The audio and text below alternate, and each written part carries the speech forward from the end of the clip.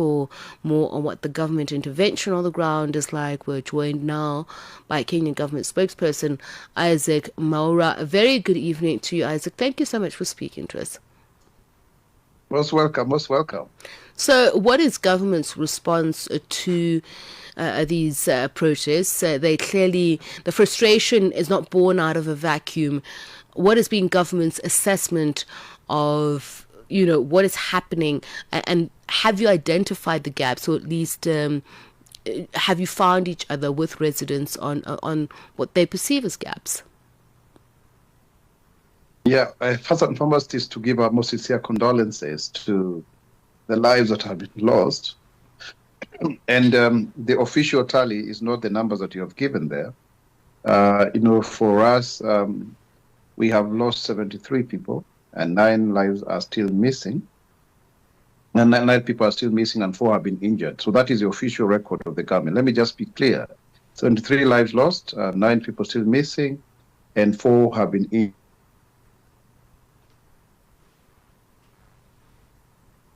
Okay, it seems that your bandwidth is not quite supporting our conversation at the moment. Now, I will try and ask you another question, and let's hope your line does hold out. And I hear you, Isaac Mwaura, about the actual death toll in terms of breaking down the figures, but I think we would agree that anything surpassing 70 and close to 80 is a regretful number. It's very sad to see that people have died as a result of this. Yeah, certainly. Yeah, that's really, really unfortunate. And that's why, as a government, we then have come in very strongly, using the multi-agency team that is constituting of our military, the police, the Kenya Red Cross, St. John's Ambulance, and also our local volunteers and both county governments that have been affected, especially in Nairobi, to put in place measures that are going to be very effective in terms of providing both food and non-food items. And we continue to do so because we have a paradox, and it's good I put it to you, that certain counties are experiencing drought. And so we are supporting 3.3 million people for the next 3 months or so, while on the other hand, we have a lot of water running out of these floods. In some of the roads, like the ones that you mentioned there, they burst their banks, and we have to issue advisories on how motorists are supposed to navigate. But the situation, we are trying our level best, and we are working very hard to ensure that everybody is secure. We've been able, for example, to make sure that the various rescue camps are in good condition. And we've also been able to issue, information to the people who are in the riparian areas to actually get off. For example, around the Nairobi Dam, and also a building that collapsed in Westlands. We've been able to do the necessary evacuations and all of that. So we are trying our level best in a given circumstances. And I hear you that you're trying your level best, but you seem to be pointing more to the causes of what led to this, almost as if saying that government is not responsible. Fine, let us agree that these are natural causes, but meteorological authorities have been warning of heavy rains before the floods. Why was the country still so unprepared for such a disaster? Thank you for that question. It's good to understand that first and foremost, we always expect the March, April, May rains. And the year 2024, we had a similar scenario, but not in 2025. And also these rains came early. In fact, one of the advisories that we are giving to our people is that they should be able to start taking advantage of this to plant, so that we have enough harvest when the right time comes. So we are experiencing issues of climate change, and that actually is a situation. In terms of disaster preparedness, I would want to say with a lot of certainty that we improved quite a lot, not before. Even if you look at the number of fatalities that have been reported in previous incidences, it's not as high as we're experiencing today. And that is not to underscore or rather to minimize what has happened. So yes, we've done our best. We have the National Disaster Operations Center. We have numbers where people can call so that then it can get, support. Government more than ever before has actually had a monthly contingency fund for these disasters and emergency relief. And so therefore we are on top of it. We are trying our level best given the circumstances. Okay, and please bear with me, Isaac. We're going to come back and look at what your level best looks like, what preventative measures were taken, and what measures are in place now. We are in conversation with Kenya's government spokesperson on the recent floods that have seen a death toll, he says, not of... He disputes the figure that we mentioned, that of 88. He says it's rather 73. 9 people are still missing. And I think you mentioned injuries as well. We are joined by Isaac Mwaura. Isaac, so let's talk about the preventative measures that you have in place. And also, please do tell me, what measures do you have on the ground now? Because victims in temporary shelters are reporting acute shortages of food, medicine, and clean water.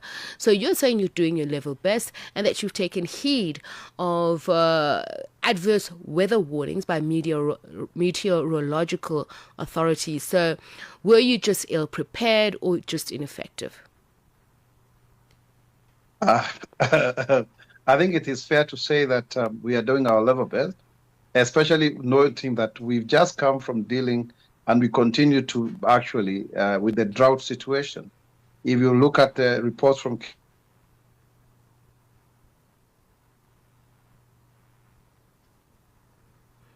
Isaac, I'm going to see, because I'm sure our viewers are interested in hearing your thoughts and sharing the government's official position. We're going to see if we're just going to get you on a clean audio line and then continue with the conversation. So I believe that you are back with us. Let's hope the line holds out. So may I ask you to continue with what you were saying? Yeah, so what I was saying is that we are doing our level best. Remember, we have been dealing with the issue of drought, and now we are having to deal with the issue of drought and floods at the same time.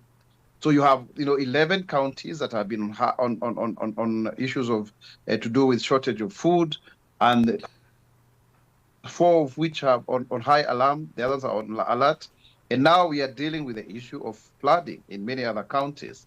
And so therefore, really, we are doing our level best to provide for both food and non-food items. We have a dedicated budget line. We have deployed our resources. We are using multi-agency approach. It's not just one ministry or state department. We are working with other non-state actors like the Kenya Red Cross. We are working with the St. John's Ambulance. We are working with our military. So really, if you look at it, my friend, I think we are really doing our level best. And when you talk about the camps, we are making sure that we are delivering, food where it's required. We are opening up roads that have been, blocked. We are repairing, on an emergency basis, just to make sure that we are able to reach out to the most needy people in this situation. My friend Isaac, as you call me, I mean, it's you can't just say because we're dealing with a drought and we're kind of surprised that now we have to deal with flooding. These warnings have been seen over the years. So the city's drainage system, which seems unable to handle this month's rainfall, we can't say it's because it was unexpected because you are dealing with drought. The point I'm making here is, and if we look at the emergency response, its effectiveness, there's rescue operations. Do emergency services have adequate funding? Are they well equipped? That cannot be a function of not knowing whether you're dealing with drought or flooding. The emergency situations, as of the Kenyan budget, provision, are fairly inadequately, budgeted for. Every budget has got an emergency fund. We have a national emergency fund, which is a percentage of our budget. And also, there are very many other, institutions, and levels of government that also provide for such resources. And so, therefore, it is not right to say that we were ill-prepared. It's just that this has come, in great magnitude. And at the same time, as I insist there, the contradiction or the paradox of having to deal with drought while at the same time dealing with the flooding. and it's a question of climate change. And so therefore then we require then to work together with both, state and non-state actors.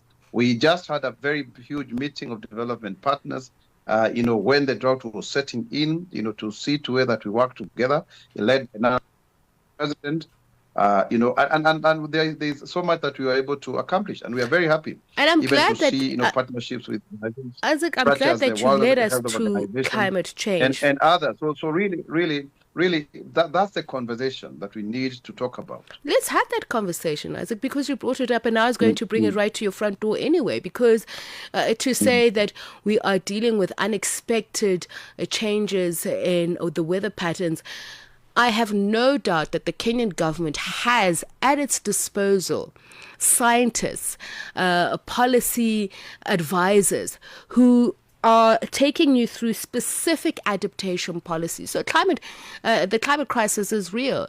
There is not a single person, and certainly if we're saying climate change literature,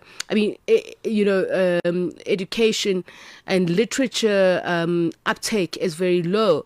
We cannot be saying for a national government. So I don't think that it's excusable to talk about that you were surprised, because it was you who was saying that, look, we're dealing with two competing priorities and we just didn't expect this level. So people are looking for accountability. And I'm asking you, is there going to be an investigation about the planning, the infrastructure and the response? Because there clearly is a failure. This is what we're hearing from Kenyan people. If everything was moving along smoothly and you were meeting people's needs, emergency needs, there wouldn't be such frustration. Now, my dear sister, the truth of the matter is, when you talk about planning, like one of the things that is affecting the issue of running water is because of the concrete, because of the fact that, water does not have escape routes, and poor drainage systems in Nairobi have always been a challenge over the years, because remember, Nairobi in itself, the drainage system was not done very well. That's why, for example, in the new cities that we are coming with, like in Konza, they are smart cities. In fact, it's actually, projected as the future seventh wonder of the world.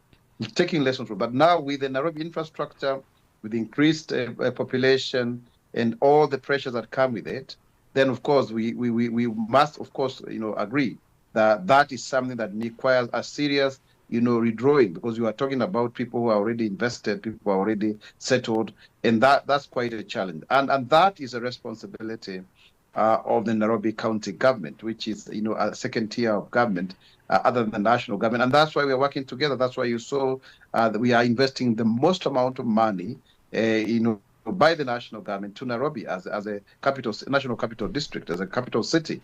And that will continue to be done. It cannot be undone within a day or two, but certainly with a new cooperation agreement, we are very committed as a people to ensuring that we get it right. That I can assure you. All right. Well, Isaac, I hope next time when we talk, you do give me a timeline about how you will do the people of particularly Nairobi, because that's what you're pointing to, right? But thank you so much for taking the time to speak to us. We really appreciate it. Most welcome. Let's continue to work together. My dear sister, you are in South Africa, I'm in Kenya, we are all Africans, and move away from Pan-Africanism to Afro-pragmatism, where we look for the best for each and every of the country, and we cooperate. Because these problems are there for us, but they are also solutions. And that is why, if there are better solutions in any other jurisdiction, we are ready and willing to learn so that we grow together as Africans. I thank you. I tell you what, Isaac, tomorrow Channel Africa is launching Africa Matters. It is a conversation that is looking at the climate crisis and how we as Africans can tackle that problem, be at the forefront of those adaptive strategies. I personally am extending this invite to your president to say, please come and join Africa Matters, be part of the solutions. How about that? Of course, I relay the information, and Great. If he asks that we represent him, we'll be more than glad to do so. No, we want him to talk about Africa's recovery. We want him to give us advice on what are the challenges, how he, as a head of state, is, looking at the problem. I agree with you, because He is actually the head of the champion for reforms at the AU. He's also the chair of the infrastructure, a panel of infrastructure development in Africa, PIDA. So he's a champion, on climate change. That's why we are planting 15 billion trees in this country. That's why we're also doing, for example, the Nairobi River. And also now we look at the National Infrastructure Fund. Okay, brilliant. Isaac, it sounds like we have various dams alignment, so and we are in agreement. I'll be glad to report that he's a great champion, and of course he would be very articulate on this African matter. And he's going to join us for the next Africa Matters iteration. Thank you so much, Isaac Mwaura, Kenyan Government Spokesperson.